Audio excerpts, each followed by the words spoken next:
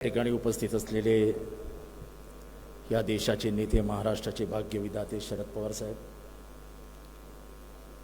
आपल्या पक्षाचे अध्यक्ष जयंत पाटील, कार्याध्यक्षा, राष्ट्रीय कार्याध्यक्षा सुप्रियाताई सुळे आणि उपस्थित मान्यवर,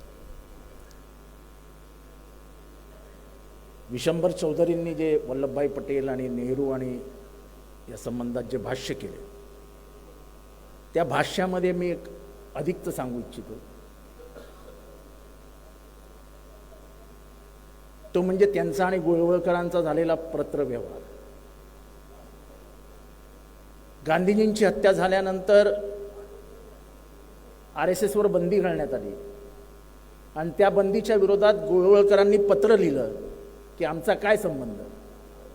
त्याला जे वल्लभभाई पटेलांनी उत्तर दिलंय ते उत्तर इतिहास नेहमी लक्षात ठेवेल, आपला भविष्यात तो वाचला जाईल. त्यांनी शब्दात लिहिलं आहे की तुम्ही गांधीजींचा खून केला नाही हे मला मान्य आहे, पण गेले स्थापनेपासून तुम्ही भारतामध्ये जे वातावरण तयार केलं त्याच्यातनंच अखेरीस गांधीजींची हत्या झाली. त्यामुळे त्यांच्या एवढेच तुम्ही जबाबदार आहात आणि म्हणूनच तुमच्यावर बंदी घालण्यात आली. हे वल्लभभाई पटेलांचं वाक्य होतं. त्यामुळे वल्लभभाई पटेल हे RSSचे होते का, त्याचे होते का, ह्याचे होते का? पत्रव्यवहार तेव्हाचे स्पष्ट आहेत की गांधीजींचे, वल्लभभाई पटेलांचे आणि नेहरूंचे अत्यंत सौहार्दाचे संबंध होते. त्यांच्यात कुठल्याही प्रकारचे मतभेद नव्हते. आणि जेव्हा मतभेद जनतेत चर्चेत यायला लागले तेव्हा याच वल्लभभाई पटेलांनी नेहरूंना पत्र लिहिलं की जवाहर, तुम्हें और हमें दोनों को साथ निकलना होगा, इस देश को बताना होगा कि जवाहर और वल्लभ में कोई अंतर नहीं है. इतके महान नेते होते हो. आता जो वक्ता बोलून गेला की ते इस्रायलच्या बाबतीत काय झालं, मला एक भाषण आठवतं अटल बिहारी वाजपेयींचं. अटल बिहारी वाजपेयी आपल्या भाषणात म्हणाले होते कि मध्य पूर्व एशिया में जब तक इजराइल ने जो जमीन पे कब्जा किया है वो जब तक दी नहीं जाती कभी भी शांति नहीं आ सकती. हे कोणाचं भाषण आहे? अटल बिहारी वाजपेयी. म्हणजे आंतरराष्ट्रीय राजकारणाचा ज्यांना अभ्यास होता त्या प्रत्येकाला मान्य आहे की इस्रायलने बळकावलेली जमीन जोपर्यंत ते त्यांना स्वतः ते जे मालक आहेत त्यांना देत नाही तोपर्यंत शांती येऊ शकत नाही. आणि तसंच या देशाचं परराष्ट्र धोरण होतं. पहिल्यांदा नेहरूंनी ते मान्य केलं आणि नंतर सातत्याने आपण ते मान्य करत आलो. हे पहिलेच पंतप्रधान निघाले, उतावळे होऊन पहिल्याच दिवशी म्हणाले माझा इस्रायलला पाठिंबा आहे. 3 दिवसानंतर त्यांच्याच परराष्ट्र मंत्रालयाला घोषित करावं लागलं की आम्ही त्यांच्याबरोबर नाही, आम्ही पॅलेस्टाईन बरोबर आहे. जिथे अन्याय आहे, जिथे शोषण आहे, जिथे अत्याचार आहे, भारत त्याच्याबरोबर आहे. भारत नेल्सन मंडेला बरोबर होता, कारण का तर तिथे शोषण होतं. भारताची कायमची भूमिका ही गांधींची भूमिका. मला नेहमी आश्चर्य वाटतं की जगातला कुठलाही नेता आला की पहिल्यांदा तो जातो कुठे जातो? राजघाटावर. आज नथुरामाच्या यात्रा निघतायत. जागतिक स्तरावरती आपली किती बेइज्जती होत असेल आपल्याला त्याचं काहीच वाटत नाही. माझ्या शहरामध्ये मी एकदाही नथुरामाचं नाटक होऊ दिलं नव्हतं. नाट्य आणि पिक्चर ही 2 अशी साधनं आहेत ती माणसाला वेडी करू शकतात. मी नथुराम बोलतोय या नाटकामध्ये. एक प्रसंग असा येतो की नथुराम गांधीजींना गोळ्या घालतो आणि तुम्हाला माहित नसेल की इतके मग्न झालेले असतात प्रेक्षक की उठून टाळ्या वाजवायला लागतात. हे कसं शक्य आहे? आणि म्हणून जगभरामध्ये नथुरामाला मानणारी माणसं नाही आहेत, पण जगभरामध्ये आजही गांधीजींना मानणारी माणसं आहेत. त्यांना शेवटी फिलॉसॉफी टिकते, अविचार टिकत नाहीत. हा जगाचा इतिहास आहे.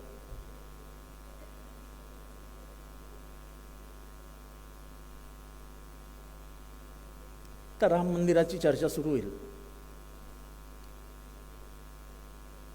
मी पक्षाच्या कार्यकर्त्यांसमोर बोलतोय, राम त्यांच्या बापाचा नाही. हा राम जेवढा त्यांचा आहे तेवढाच माझा आहे.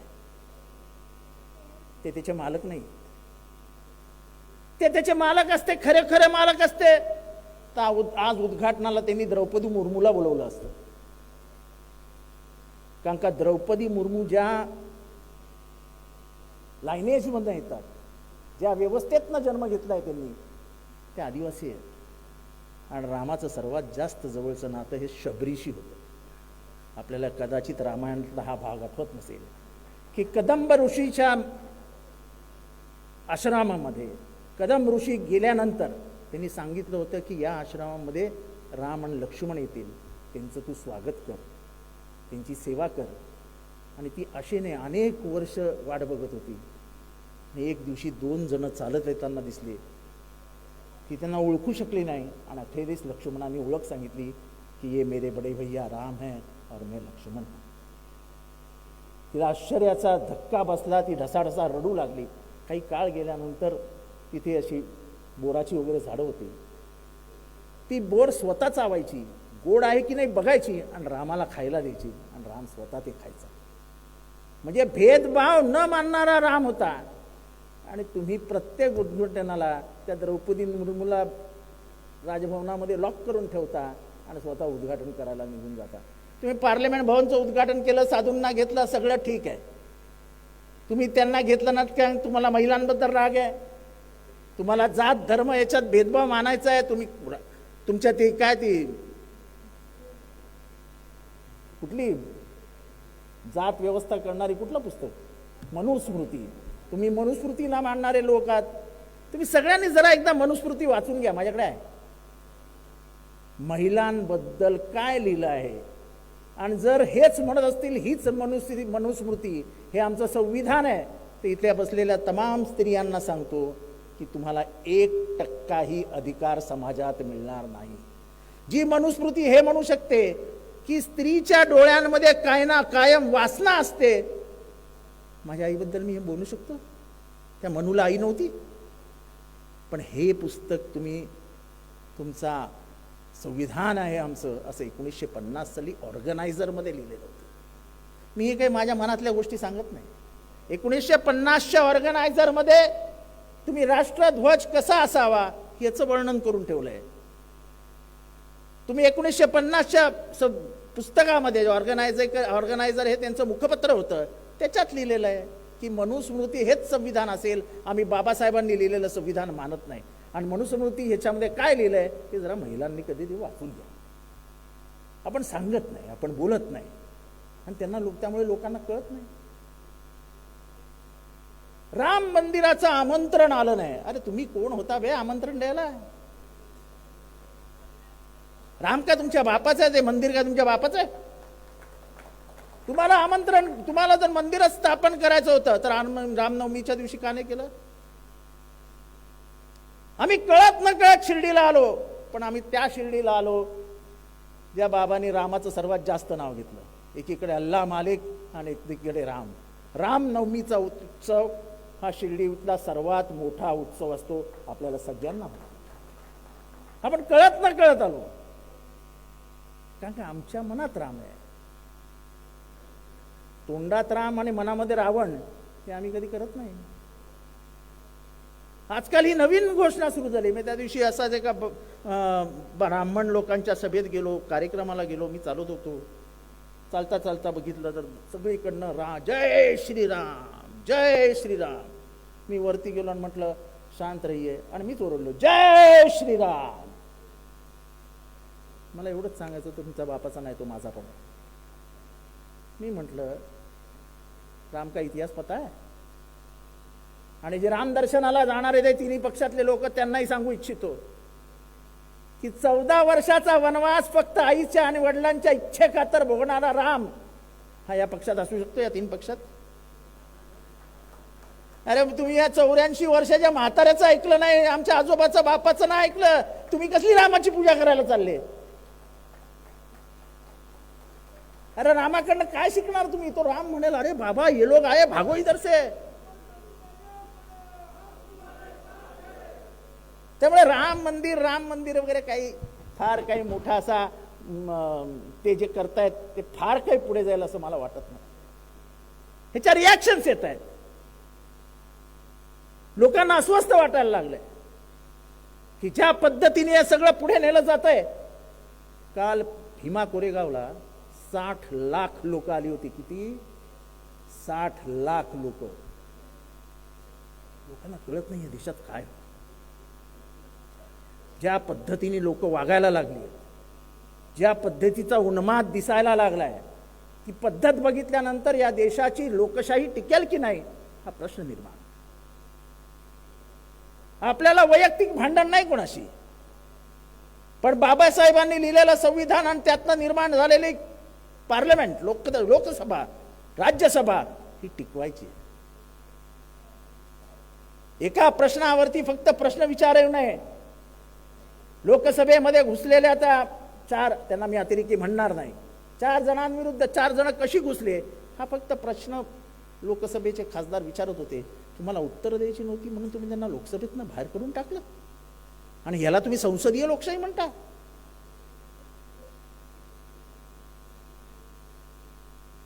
अगर सड़कें चुप हो गई तो संसद बेलगाम हो जाएगी हा त्याच्यातला अर्थ आहे. तुम्ही शांत बसू नका. मी एक साधा संबंध सांगतो. 24 तासातला तो जो कायदा येत होता ट्रक चालकांचा, 10 वर्ष कैद, हा राक्षसी कायदा होता. ट्रक चालकांनी आम्ही भारत बंद करू शकतो हे 2 तासात दाखवलं. अख्खा भारत घाबरला, सरकार घाबरलं, कायदा मागे घेतला की नाही. हा ही आंदोलनाची ताकद असते. आपण तेच विसरलोय.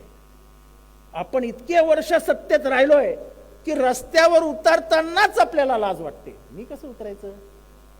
शिबिराला जायचं, गाड्यांशी मी कसं जाऊ? अरे पवार साहेब सुद्धा युवक काँग्रेसचे अध्यक्ष होते.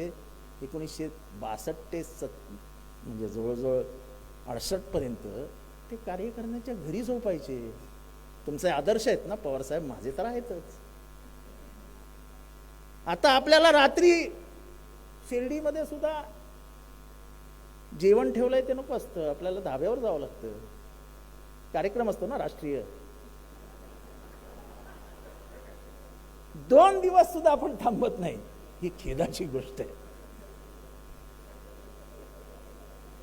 खर तर कुठलीही राजकीय व्यवस्था ही आयडिओलॉजीवर चालते.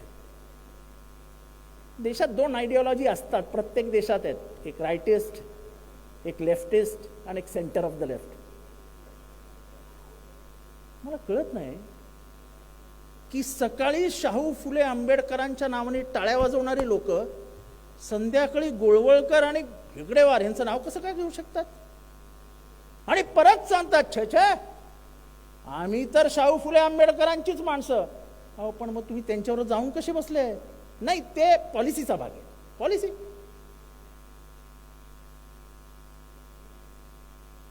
मग अजितदादा, माझा प्रश्न आहे तुम्हाला की 2019 साली तुम्ही गेले, तुमच्या मनात कुठली पॉलिसी होती? आणि आल्यानंतर परत उपमुख्यमंत्री झाले, ही कुठली पॉलिसी होती? मी माफी मागतो साहेबांची, तमाम इथे बसलेल्या शरद पवार प्रेमींची, पण 2019 बंड केल्यानंतर त्यांना उपमुख्यमंत्री पदी बसवणं ही राष्ट्रवादीची सर्वात मोठी चूक होती. कारण once a traitor is always a traitor. एकदा माणूस गद्दार असेलच तर त्याच्या मनात ते कायम असतं. आणि साहेबांची माफी मागून मी परत सांगतो की जिथे जिथे त्यांना संधी मिळाली तिथे तिथे त्यांनी साहेबांच्या जवळच्या माणसांचा अपमान केला. मी स्वतःच्या डोळ्यांनी बघितलेलं. अनेक कहाण्या मला माहिती आहेत. त्याच्यातली एक कहाणी दत्ता मेघेंची मी कधीतरी साहेबांना एकांतात सांगितली. साहेबांच्यावर मनापासून प्रेम करणारे कार्यकर्ते होते. मनापासून साहेबांपासून काहीच न लपवणारे कार्यकर्ते होते. त्यांना तोडलं कोणी? हे सगळं केलं कोणी? त्याचं एकमेव कारण होतं शरद पवारांच्या नंतर हे सगळं करणारे अजित पवार. मी खुल्ला बोलतो. मी काय मला काही त्यांच्याकडनं कधी काही मिळालेलं नाही, मी त्यांच्याकडनं काही घेतलेलं नाही, आणि ह्याच्या पुढे तर माझ्या त्यांच्याकडं काही घ्यायचं पण नाही, आपल्याला काय परत जायचंच नाही. पण मी साहेबांना एवढीच विनंती करीन, साहेब परत वाटा बंद करा, ह्यांना परत आपल्या पक्षात घेऊ नका. काही गोष्टी स्पष्टपणाने कार्यकर्त्यांच्या मनातलं बोलायला मी इथे आलो आहे. जोपर्यंत ते पक्षात होतं तेपर्यंत आम्ही दादागिरी सहन केली, ती तुमच्यासाठी की तुम्ही चिडायला नको, तुम्हाला राग यायला नको. पण साहेब आता आमचा काय संबंध त्यांच्याशी? ते तुमच्यावर बोलतील, 1 मिनिटात त्यांना प्रत्युत्तर दिलं जाईल. ते तुमच्या वयावर बोलतात. दिलीप वळसे पाटील काय ते आंबेगाव ते विटी मॅरेथॉन धावणार आहेत का?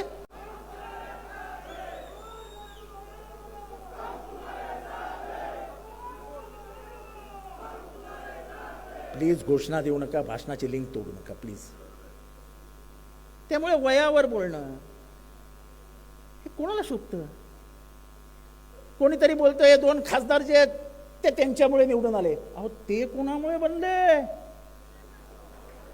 अहो अख्खं कसलेलं शेत हातात दिलं ना तुमच्या,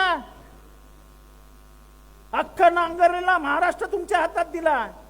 त्या कर्तृत्ववान माणसाने कायम 60-65 आमदार निवडून आणले. अहो तुम्ही बाजूच्या 4 तर निवडून आणून दाखवायला पाहिजे होते. मी याला पाडेन, मी त्याला पाडेन. भविष्य लिहिण्याचा अधिकार देवाने कोणालाही दिला नाही, त्याच्या हातात ठेवलेला आहे. आणि जो हे गर्व असतं ज्याच्या मनात, त्याचं भविष्य बरोबर देव लिहितो. हे काय भाषा आहे? आणि कोणाविरुद्धची भाषा आहे? ज्यांनी तुम्हाला घडवलं त्याच्या विरुद्धची. मला आश्चर्य वाटतं तटकरेंचं. आजही काय बोललेत साहेबांविरुद्ध. अहो तटकरे साहेब, तुम्हाला माहिती आहेत का त्यांच्या घरात पदं किती होती? ते स्वतः, त्यांची मुलगी, मुलगा, पुतण्या, भाऊ, अजून काय पाहिजे तुम्हाला? अहो मला पालकमंत्री न करता त्या पोरीला केलं दादांनी मैत्री खातर. आणि तेव्हा एकनाथ शिंदेनी मला बाजूला घेऊन सांगितलं की जितेंद्र, तुझ्या मनात माझ्याबद्दल राग ठेवू नको. मी पक्ष मीटिंगमध्ये सांगितलेलं की मला रायगड हवंय, मला पालघर नको. कारण का पालघर तुला जावं अशी माझी मनापासूनची इच्छा होती. पण दादांनी विरोध केला. दादा म्हणाले पालघर तुम्हाला घ्या, मला रायगड पाहिजे. कारण का मित्राला दिलेला शब्द पाळणारे दादा आहेत. पाळला ना ते शब्द, आधी तिला दिला ना ते. मला त्याच्याबद्दल बोलायचं नाही. पण तेव्हा तुम्ही साहेबांबद्दल बोलता तेव्हा तुमच्या हे गणित लक्षात येत नाही की आपण काय काय कमवलं, काय काय घेतलं. इतकं ऐश्वर, इतकी प्रतिष्ठा कोणामुळे मिळाली? या माणसामुळे. प्रफुल्ल पटेल नाव घेऊन बोलतो, कोणी बोलणार नाही. मला काय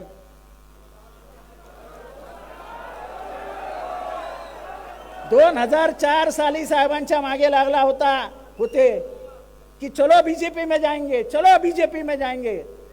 साहेब कधी बाहेर बोलत नाहीत, हा त्यांचा चांगुलपणा आहे. पण आमच्यासारखी फटकळ माणसं बोलतात, कारण का समाजाला कळलं पाहिजे काय परिस्थिती होते. 2014 नंतर 2019 पर्यंत या पक्षातले जे नेते तिथे गेलेत, तो प्रत्येक जण सांगायचा सकाळी येऊन, साहेब चला ना बीजेपीत जाऊया, साहेब चला ना बीजेपीत जाऊया. साहेब कधी जरी महिन्यातनं 2 महिन्यात जर मूडमध्ये असले तर सांगायचे, जितेंद्र ही माणसं तुमच्याबरोबर आहेत, तुम्ही कसे रे रडणार तुमच्या या बीजेपी बरोबर. आणि त्याच्यातले एक सुनील तटकरे होते. तुमच्या मनात हे होतंच. 2019च्या बंडामध्ये जरी तुम्ही सर्व रोखला होतात तरी 2019च्या बंडामध्ये सर्वात मोठा आहात. अजित पवारांना वेगळ्या मार्गावर घेऊन जाणारं जर महाराष्ट्रात कोण असेल तर ते सुनील तटकरे आहेत, हे तुम्ही सगळ्यांनी लक्षात ठेवा.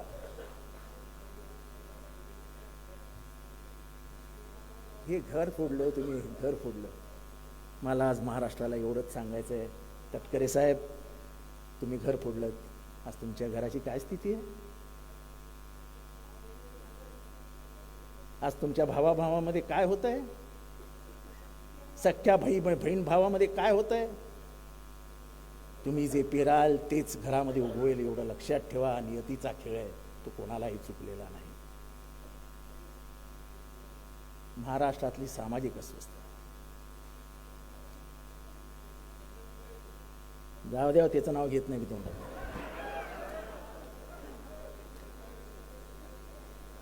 महाराष्ट्रामध्ये गेले 6 महिने अचानक सामाजिक अस्वस्थता तयार झाली. लोकसभा आणि विधानसभेच्या निवडणुका आल्या की एकडे रामनाम सुरू होतं आणि दुसरीकडे सामाजिक अस्वस्थता सुरू होते. 2014च्या निवडणुकीच्या अगोदर साहेबांच्या घरासमोर आंदोलन झालं, धनगर समाजाचं. ते वाजवत वाजवत वाजवत भाजपाचे सर्वात मोठे नेतेही वाजवण्यात होते. आणि आठवड्याभरात आरक्षण, ते बिचारे अजूनही धनगर आरक्षण शोधत आहेत. द्यायचं नाही कुणाला, पण इथे गुळ लावून ठेवायचा. गुळ दिसला की माणूस, सगळ्या समाजाशी एवढंच करतात. मराठा समाजाला आरक्षण देऊ शकत नाही हे त्यांना माहिती होतं. Constitutionally impossible. मला डिस्टर्ब करायला येऊ नका प्लीज. आणि भाषण बंद करायचं असेल तर तिथनंच सांगा, इथे येऊ नका सांगायला.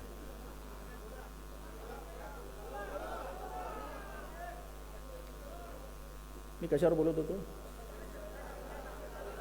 मराठा आरक्षण हे कॉन्स्टिट्युशनली आपण देऊ शकत नव्हतं हे मुख्यमंत्र्यांना माहित नव्हतं.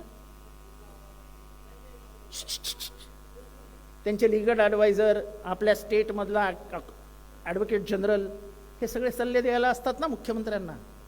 मुख्यमंत्र्यांना त्यांनी हा सल्ला दिला नव्हता की constitutionally it is impossible to give reservation to Maratha. आणि दुसरीकडे ओबीसीचं आरक्षण कापण्याचा प्रश्न येतच नाही.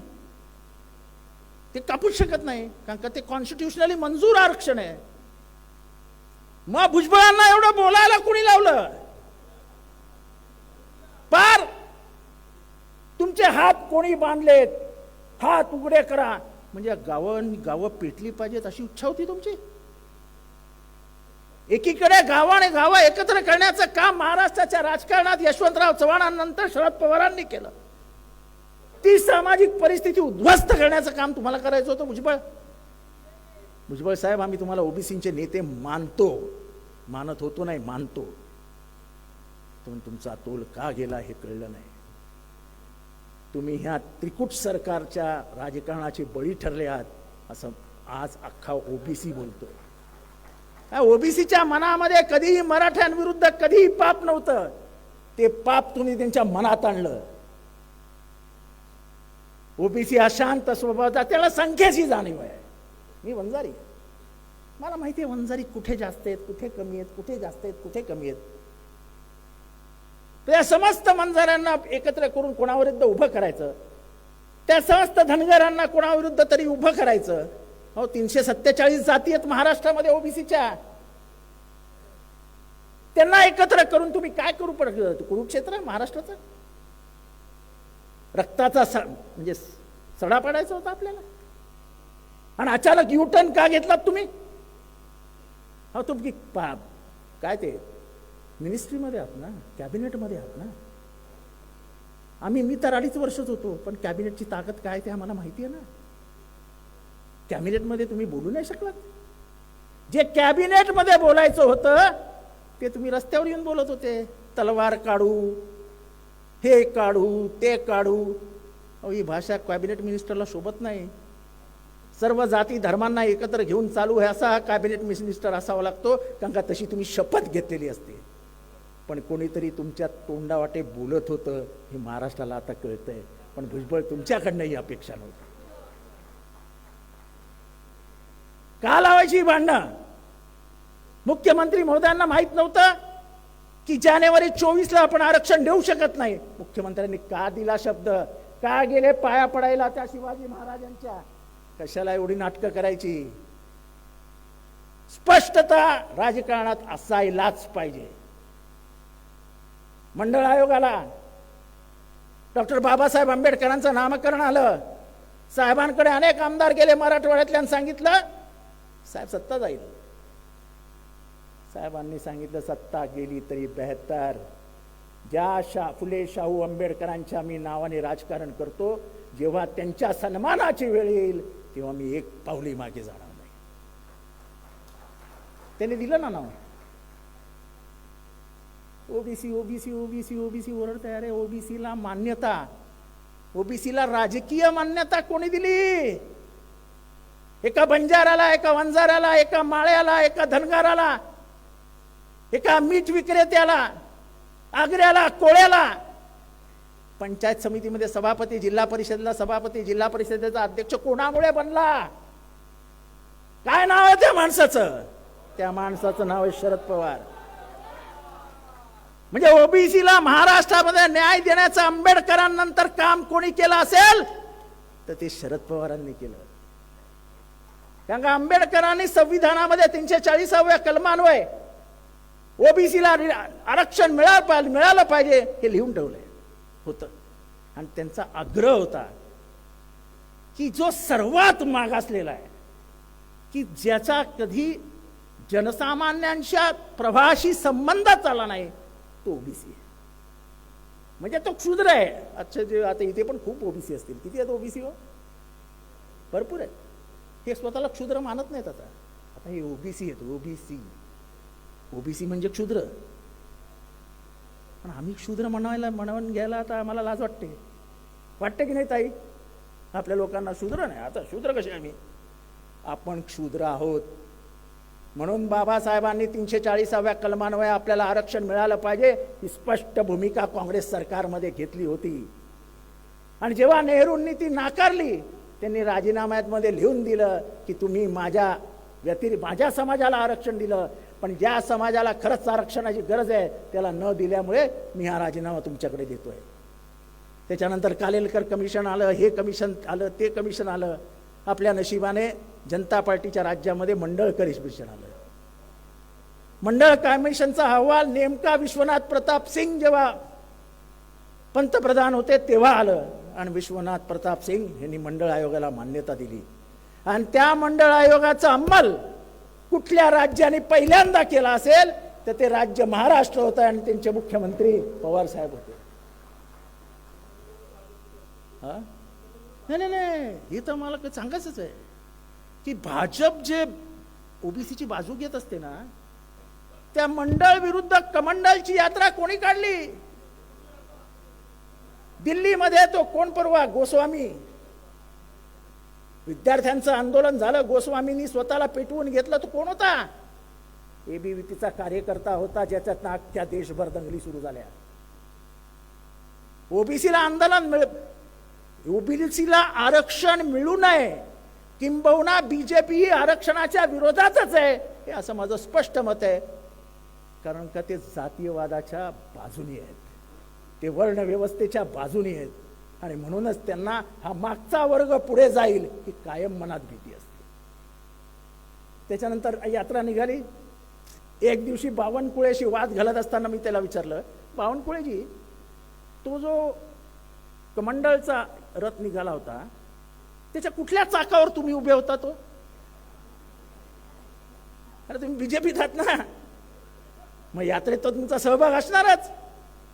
म्हणजे ओबीसीला विरोध करणारे बावनकुळे आता आम्हाला ओबीसी समजवणार. आणि आम्ही सगळं क्षुद्र व्यवस्था भोगलेली माणसं आहोत. हा जाहीररित्या सांगतो. मी चांगल्या सोसायटीत राहायचो ठाण्यामध्ये. एका जातीचं वर्चस्व होतं त्या सोसायटीमध्ये. माझ्या आईला कधीही सत्यनारायणाच्या पूजेला बोलवायचे नाहीत, हे मी माझ्या डोळ्यांनी बघितलेलं आहे. तो झालेला वाराची जखम मिटेल कधी?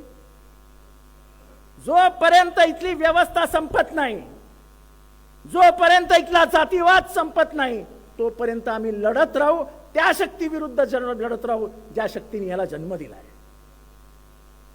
मी नेहमी लोकांना सांगतो की फक्त आठवा, शिवाजी महाराजांना राज्याभिषेकापासून लांब ठेवण्याचं काम कोणी केलं? फुल्यांना मारण्याचा कट कोणी केला? फुले दाम्पत्यावरती शेण, गोटे, दगड मारण्याचं काम कोणी केलं? शाहू महाराजांची हत्या करण्याचा निर्णय कोणी घेतला होता? शाहू महाराजांना सर्वात जास्त त्रास कोणी दिला? आंबेडकरांना शाळेतही बसू दिला नाही, कोणी केला? त्यांच्या जातीच्या लोकांना पाणीही पिऊ देणार नाही, हे कोणी केलं? पण या सगळ्यांचा बाप असलेला आंबेडकर यांनी संविधानात ना तुम्हाला मला सगळ्यांना माणूस म्हणून जगण्याचा अधिकार दिला, म्हणून डॉक्टर बाबासाहेब आंबेडकर आपले अब्दुल बाप आहे. संविधान ही काही साधी गोष्ट नाही आहे. संविधानाकडे एक पुस्तक म्हणून बघू नका. तुम्हाला माणूस म्हणून जगण्याचा अधिकार देणार आहे ती गीता आहे, ते बायबल आहे, ती कुराण आहे. ते कुठल्याही धर्मपुस्तकापेक्षा मोठं आहे. आणि ते बदलण्याचं काम हे सरकार करणार आहे, लक्षात घ्या. नवीन पार्लमेंटचं उद्घाटन झालं. कुठल्याही संविधानाच्या पुस्तकामध्ये पहिल्यांदा एक पान आहे, त्याचं नाव आहे preamble. Preamble of the constitution. कसं आहे, हे ना टेस्ट करतात, दगड मारतात पाण्यामध्ये आणि तुषार किती लांब जातात ते बघत असतात. त्यांनी पत्र वाटलं आणि त्या प्रिएम्बलमध्ये त्यांनी सेक्युलर हा शब्द काढून टाकला. लोकांच्या लक्षात नाही आलं. आणि नंतर जेव्हा लक्षात आलं तेव्हा बीजेपी सरकारने सांगितलं ही आमची चूक होती, आम्ही ते पत्र मागे घेतो. त्यांना फक्त आजमावायचं होतं की विरोध कधी होतो. विरोध झाला की लगेच मागे येतात. काय ट्रकवाल्यांनी आंदोलनात विरोध केला, लगेच मागे आले. आंदोलनाची ताकद ही आपल्या सर्व लोकांनी ओळखली पाहिजे. रस्त्यावर याला का घाबरता? मी कालच्या सभेमध्ये बोललो की कोणी उठतं साहेबांविरुद्ध बोलतं आजकाल, आपल्याला काहीच वाटत नाही गो. का नाही कोल्हापूर मधना, सातारा मधना, सांगली मधना, गडचिरोली मधना, अरे कमीत कमी पुतळे तर जाळा, बोलू नका. जोपर्यंत तुम्ही विरोध करत नाही तोपर्यंत जनता ही तुम्हाला ध्यानात घेणार नाही. जनतेच्या मनात जायचं असेल तर मी शरद पवारांबरोबर आहे हे कृतीतनं तुम्हाला दाखवावं लागेल, शब्दातनं तुम्हाला दाखवावं लागेल. मी फक्त शरद पवारांबरोबर आहे. सभेला यायचं, सभेहून घरी जायचं आणि झोपून जायचं. तुम्हाला असा इथे राग येत नाही? तडफड तडफड होत नाही? माझी होते ना. मी बोलतो ना 5व्या मिनिटाला. मी शरद पवारांकडे बघत पण नाही आणि मी पवार साहेबांना विचारायलाही जात नाही. अनेक नेत्यांचं असं असतं, साहेब काय म्हणतील, साहेब काय म्हणतील. अरे साहेब काय म्हणतील, म्हणतील, ओरडतील. तू चुकला, हो चुकलो. अरे त्याचीच लेकरं आहोत ना आपण. मग ते म्हणाले तू चुकलो आणि ओरडले तर काय झालं. पण करायचंच नसलं की असे 10 प्रश्न समोर येतात. साहेबांच्या वयाबद्दल बोलले, किती रिॲक्शन्स आल्या. अशा 1-2 हात वरती नको आहेत मला, सगळ्यांचे हात वरती पाहिजे होते की साहेब आम्ही रिॲक्शन्स दिल्या. तर तटकरे आज बोललाय की जेवढे शिबिरात असतील त्याच्यातले अर्धे आमच्या पक्षात आलेले असतील. त्याचं ते स्वप्न आहे. ज्या दिवशी शरद पवार तुमच्या 52-40 आमदारांच्या मतदारसंघात जायला लागतील त्या नंतर तुमच्या बरोबर किती आमदार राहतात हे फक्त मोजा. हे फक्त मोजा. म्हणजे मला ते 50 खोक्याचे आमदार परवडतात. 50 खोके घेतलेले ना ते शिंदे बरोबरच्या आमदारांनी, असं काय म्हणतात ना 50 खोके घेतले. अरे ह्यांचा आमदार, ह्यांचे आमदार तर भांडून 600 कोटी, 400 कोटी, 450 कोटी. म्हणजे एकेकाला निधी किती आणि हा वापरणार कधी आणि पैसा येणार कधी.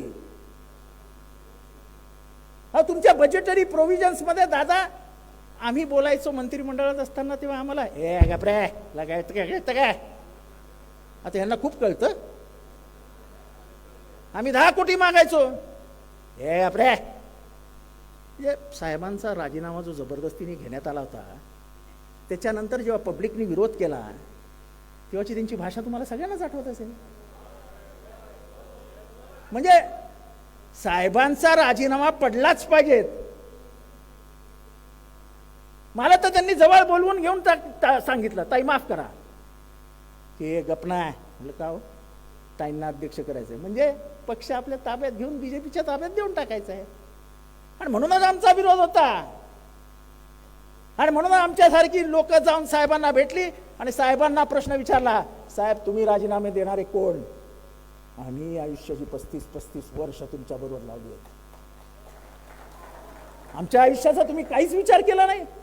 या 7-8 जणांच्या नाटकापायी जर तुम्ही हा निर्णय घेणार असाल तर आम्हाला निर्णय नामंजूर आहे. आम्ही त्याला विरोध करणार.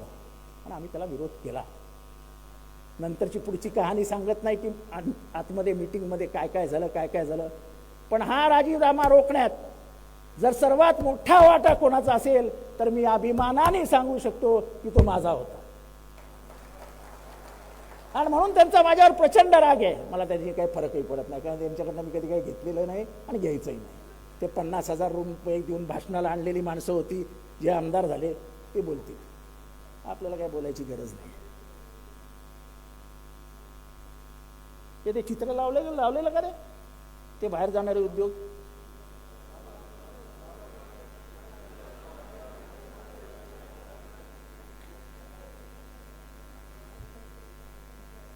आता फिल्मफेअर अवॉर्ड हे जास्त मागे नको जायला. या देशाची फिल्म इंडस्ट्री कुठे आहे? म्हणजे दादासाहेब फाळकेंनी काढलेला पहिला पिक्चर कोल्हापूरमध्ये जरी असला तरी राज कपूरची खानदान हे पाकिस्तानातनं कुठे आलं? देवानंद पाकिस्तानातनं कुठनं आला? इथे सगळे ज्येष्ठ गीत लेखक साहिर लुधियानवीपासून सगळे कुठनं आले आणि कुठे स्थायिक झाले? मुंबई हा गाभा आहे सिनेसृष्टीचा. तो सिनेसृष्टीचा गाभा उद्ध्वस्त करायचं काम आता परत यांनी हातात घेतलंय आणि मदत या तिघांची. हे जातीलच आपल्या पोराबाळांना घेऊन शो बघायला. अरे मुंबईची शान आहे ना चित्रपट सृष्टी. हॉलिवूड बॉलिवूड हे बी कुठनं आलं? हे बी फॉर बॉम्बे होतं, त्याच्यातनं बॉलिवूड आलं. ते अर्थात एम झालं ती गोष्ट वेगळी.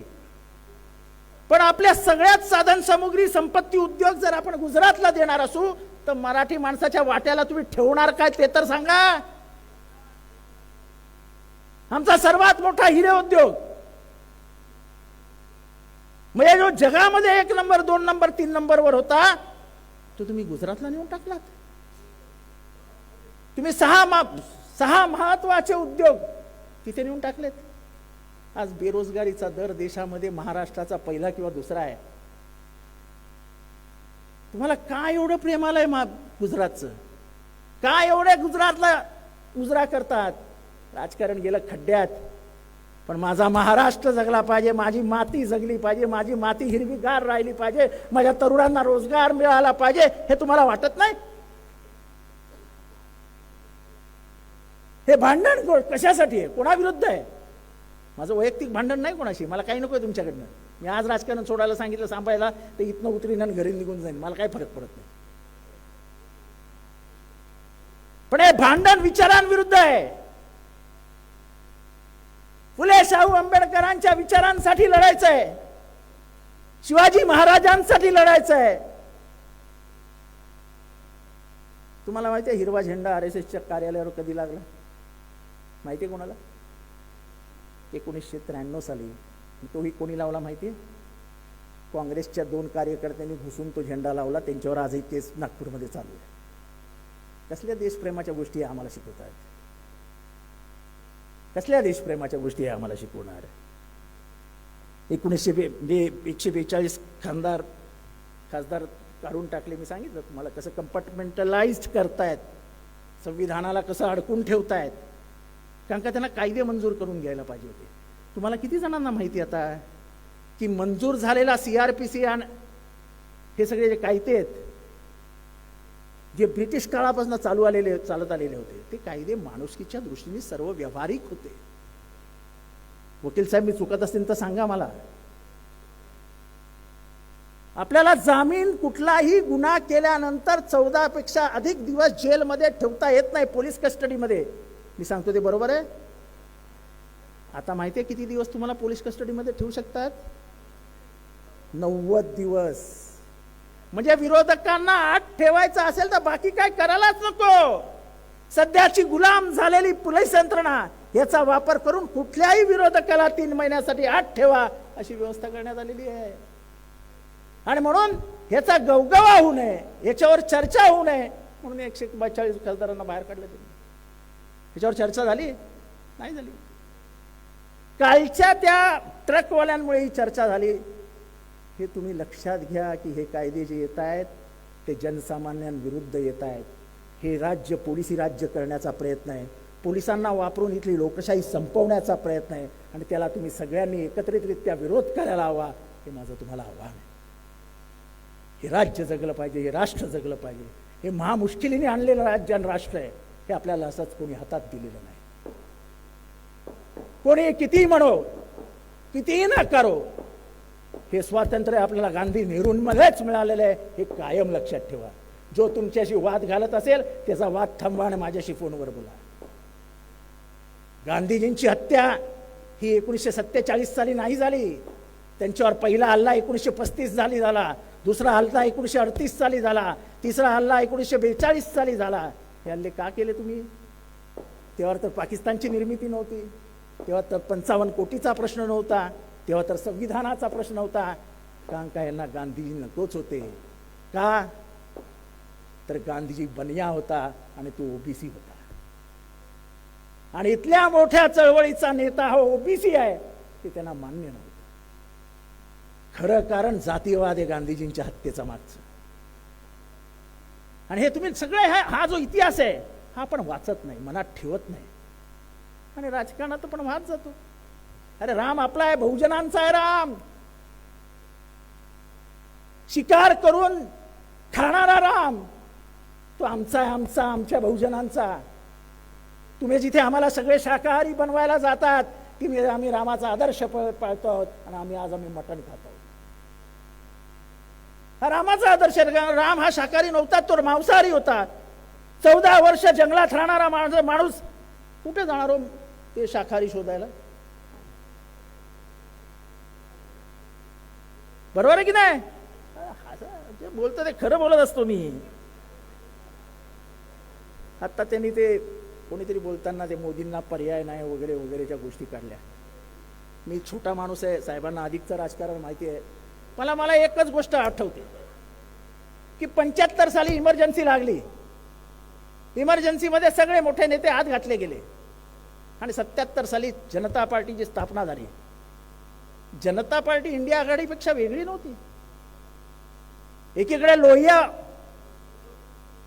आणि दुसरीकडे वाजपेयी, अडवाणी, कुशाभाऊ ठाकरे, एकीकडे कर्पुरी ठाकूर, तर दुसरीकडे परत हीच सेना. ह्या सगळ्यांना एकत्र करण्याचं काम, आणि RSS पासून तुम्ही राजीनामा द्या, तुमचं सदस्यत्व सोडा, असं जयप्रकाश नारायण यांनी केलेलं आव्हान, आणि त्याच्यातनं झालेलं एकत्रीकरण, त्याच्यातनं निर्मिती झाली ती जनता पार्टीची. ज्याच्या खिशात 10 रुपये नसायचे, 100 रुपये नसायचे, अशा फाटक्या खिशाचा जयनारायणला, राजनारायण यांनी इंदिरा गांधींचा 1,80,000 मतांनी पराभव केला. हे लक्षात घ्या की जेव्हा सत्तेचा गर्व सत्ताधाऱ्यांच्या डोक्यात जातो तेव्हा इथलं राजकारण जनता हाती घेतं. हे 77चं उदाहरण आहे. आणि मी तुम्हाला सांगतो, तुम्हीही प्रयत्न करा. महाराष्ट्रातली जनता महाराष्ट्राचं राजकारण स्वतःच्या हातात घेऊन शरद पवार आणि उद्धव ठाकरेला मतं दिल्याशिवाय राहणार नाही. कारण का ज्या पद्धतीने शरद पवारांचा पक्ष मोडण्यात आला, ज्या पद्धतीने उद्धव ठाकरेंचा पक्ष मोडण्यात आला, हे महाराष्ट्राच्या माणसाला पटलेलं नाही. मराठी माणूस वाट बघतो इलेक्शन कधी येत आहे. हे राजकारण जसं 77 साली जयप्रकाश यांच्या नेतृत्वाखाली देशाने हातात घेतलं होतं. संजय गांधींचा आम्ही तिथनं पराभव झाला, चांगल्या चांगल्या मान्यवरांचा पराभव झाला. हेमतीनंदन भोगुना अर्थात इथे होते, त्यांनीच पराभव केला.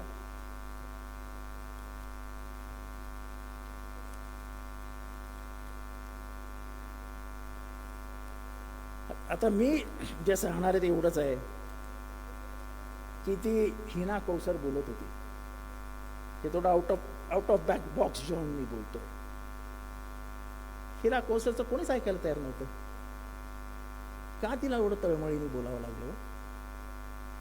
ती बोलली त्याच्यातलं एकही असत्य काहीच नव्हतं. आपली जातात का हो पोरं ईदला मुसलमानाच्या घरात? अरे एक काळ असा होता, तुमची ईद तर आमची दिवाळी, दोघे एकमेक साजरे करायचे. बरोबर की नाही? पैठणचे आमदार आज जातो का आपण? आपली पोरं जातात? हा दुरावा कशासाठी? का? हा मुद्दामून निर्माण केलेला दुरावा आहे. आणि ह्या देशाचं हे दुष्टचक्र आहे. हे जर थांबवलं नाही तर या देशाचा घात होईल. आपण धर्म मानतच नव्हतो. आजपर्यंत गणपतीची मिरवणूक शांतपणाने मंदिर मस्जिदीसमोर जाताना कुठलाही उन्माद न दाखवणारे हिंदू होते. आता आधी नाचणार नाहीत, पण मस्जिद आली की असे काय पिसाळतात, धड धड धड धड. कशासाठी? का? आज मुख्यमंत्र्यांनी जे काही भाषण केलंय मलंगडावरती, हे भाषण मुख्यमंत्र्यांना शोभत नाही. की तुमच्या मनात जे ते हे एकनाथ शिंदे करून दाखवेल. म्हणजे काय? एकनाथ शिंदे नाही आता तुम्ही मुख्यमंत्री एकनाथ शिंदे आहात. आणि ज्या मी त्या माणसाला ओळखतो, त्या माणसाच्या प्रामाणिक तोंडातनं हे बाहेर पडूच शकत नाही. ह्याला कोणीतरी स्क्रिप्ट लिहून दिलेली होती की महाराष्ट्राचं वातावरण खराब करायचं असेल तर पहिल्यांदा मुख्यमंत्र्यांनीच बोलायला हवं, आणि मुख्यमंत्री बोलून. माझं एवढंच सगळ्या हिंदू मुसलमानां बंडू भगिनींना आव्हान आहे, शांत बसून बघत राहा, रिॲक्शन्स देऊ नका. रिॲक्शनला ऍक्शन येते आणि सगळं सुरू होतं. काही रिॲक्शन देऊ नका, काही होत नाही. मुख्यमंत्री रात्री जाऊन स्वतः पस्तावत असतील की मी काय बोलून गेलो. पण मुख्यमंत्र्यांनी हे बोलणं हे महाराष्ट्राला शोभा देणारं नव्हतं. आता शेवटच्या ह्याच्याकडे जातोय. आरक्षण, याला आरक्षण मिळालं पाहिजे, त्याला आरक्षण मिळालं पाहिजे. होय, आरक्षण मिळालं पाहिजे, मी आरक्षणाचा विरोधक नाही. पण आरक्षण कुठे देणार हो तुम्ही? किती सरकारी कंपन्या चालू आहेत? मंत्रालयामध्ये नोकर भरती आहे. लाडाचे लाड करता करता प्रायव्हेटायझेशन कडे आपण कधी गेलो आपल्याला कळलेलंच नाही. अख्खं मंत्रालय प्रायव्हेटायझेशन वर सुरू आहे. चतुर्थ श्रेणी, तृतीय श्रेणी सगळं प्रायव्हेटायझेशन वर सुरू आहे. एअर इंडिया बंद झालेली आहे, शिपिंग कॉर्पोरेशन ऑफ इंडिया बंद पडलेली आहे, सगळ्या सरकारी योजना बंद पडलेल्या आहेत, सरकारी ऑफिसेस बंद पडलेले आहेत. आरक्षण मिळणार कुठे? कुठे मिळणार तुम्हाला आरक्षण? कसलं आरक्षण मागताय? आणि त्यातनं ग्रामीण महाराष्ट्र आहे ना आपला, साहेबांसारखे अनेक कर्तृत्ववान मुलं हे जिल्हा परिषदेच्या शाळेतनंच मोठी झाली ना. मंत्रिमंडळातले अनेक मंत्री हे जिल्हा परिषदेच्या शाळेतनं शिकूनच मोठे झाले ना. अगदी यशवंतराव चव्हाण सुद्धा. आता तुम्ही त्याच जिल्हा परिषदेच्या शाळा बंद करून त्याचं प्रायव्हेटायझेशन करायला जातात. त्या प्रायव्हेटायझेशन करत असताना त्याची फी परवडेल का माझ्या गरीब भागात राहणाऱ्या शेतकऱ्याच्या पोराला? तुम्ही 5 शाळांचं एकत्रीकरण करणार आहात म्हणजे करणार का? तो जो आधी 10 किलोमीटर चालत यायचा तो 15 किलोमीटर चालत येईल. म्हणजे त्याचं आयुष्य त्यांनी चालण्यातच वाया घालवायचं. म्हणजे गरिबी बद्दल कुठलीही कणाव नसलेली आत्ता बसलेलं मंत्रिमंडळ. शाळा वाढवल्या पाहिजेत, चांगल्या शाळा दिल्या पाहिजेत, चांगल्या शिक्षक दिलं पाहिजे. चांगलं शिक्षण दिलं तर महाराष्ट्र प्रगतिशील महाराष्ट्र होईल, हे डोक्यात असलं पाहिजे ना. आपल्या मित्रांना जमिनी द्यायच्या, आपल्या मित्रांना उद्योग द्यायचे, आपल्या मित्रांना शाळा द्यायच्या. कशाला बर्बादीकडे नेत आहात महाराष्ट्र? प्रायव्हेटायझेशन ऑफ स्कूलमुळे कोणाचं भलं होणार आहे? शिक्षण हे तुमची सर्वात मोठी ताकद आहे असे आंबेडकर साहेब म्हणायचे. शाळेच्या बाहेर बसवलं गेलं त्यांना, वर्गाच्या बाहेर बसून तो माणूस इतका मोठा झाला की त्यांनी संविधान दिलं. शिक्षण हे तुम्हाला बदलवणारे साधन असतं. तेच क्रांतिकारी विचार तुमच्या डोक्यात येऊ शकता जेव्हा तुम्ही सुशिक्षित असता. अशिक्षित जनता ठेवणं म्हणजे एखाद्या माणसाच्या मागे मेंढरासारखे चालायला हवे. तेव्हा ह्या सगळ्याला आपल्याला विरोध करायला हवा. एक तर पहिली गोष्ट म्हणजे बोलायला शिका. तुम्हाला आईने बोलायला शिकवलंय. तुम्ही जन्माने मुके नाही. जेव्हा आपल्या आईबापावरती येतं तेव्हा छातीचा कोट करायला शिका. तेव्हाच देव म्हणेल ही खरी माणसं आहे. आपण प्रामाणिक आहोत म्हणून साहेबांबरोबर राहिलो. आपण गद्दार नाही. आपण विश्वासू माणसं आहोत साहेबांची. मला एकच वाक्य आठवतं शिवाच्या सैनिकाचं, खबरदार जर टाच मारून जाल पुढे चिंदड्या उडवीन राही एवढ्या. हे सगळ्यांना सांगावं लागेल तुम्हाला. जाता जाता तुम्हें हमारी भी सुननी होगी दोस्त, तुम्हें हमारी भी सुननी होगी दोस्त, सिर्फ तुम्हारी नहीं चलेगी अब। हमें दुश्मनी भी मंजूर है, लेकिन गद्दारी नहीं चलेगी दोस्त। गद्दारीला प्रत्युत्तर दिलं जाईल, ते तुमच्याच भाषेत दिलं जाईल। आम्ही स्वतःहून कोणाच्याही अंगावर जाणार नाही, पण अंगावर आलात तर शिंगावर घेतल्याशिवाय राहणार नाही। एवढाच शब्द तुम्हाला साहेबांकडून हवा आहे, एवढंच बोलतो, रजा घेतो। जय हिंद, जय महाराष्ट्र, जय भीम। महाराष्ट्रातील सर्व बातम्यांचे विश्वासार्ह व्यासपीठ, सकाळच्या सर्व सोशल मीडिया प्लॅटफॉर्मला लाईक, फॉलो आणि सबस्क्राईब करा। तसंच सर्व नोटिफिकेशनसाठी बेल आयकॉन प्रेस करायला विसरू नका।